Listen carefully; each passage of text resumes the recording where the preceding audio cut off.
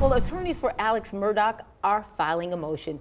They say he did not get a fair trial. The defense claims the clerk tainted the jury, then wrote a book about the trial.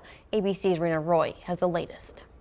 A new development in a murder trial that gripped the nation. Attorneys for convicted killer Alex Murdaugh claiming in a new court filing that his trial was tainted by bias, alleging a court clerk tried to sway the jury against Murdaugh and his defense team. Well, the allegations are that the clerk of court went into the jury room prior to us presenting our case, saying, don't be confused, don't be persuaded. When Alex Murdaugh was testifying, don't believe him. Lawyers for Murdaugh, who was found guilty of fatally shooting his wife Maggie and son Paul, accusing court clerk Rebecca Hill of engaging in extensive, deliberate, and self-interested jury tampering.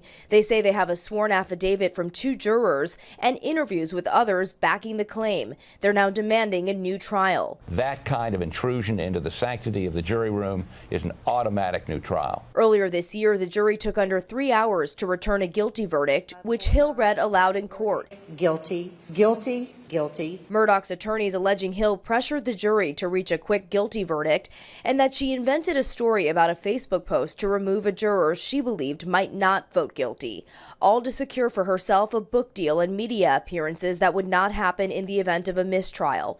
Hill recently publishing that book, Behind the Doors of Justice, The Murdaugh Murders, discussing it with Fitz News. Just by observation, I knew that the verdict was already pretty sealed when we went to Moselle. Hill's co-author says she followed all of the guidelines. Becky will answer any of these allegations truthfully, point by point.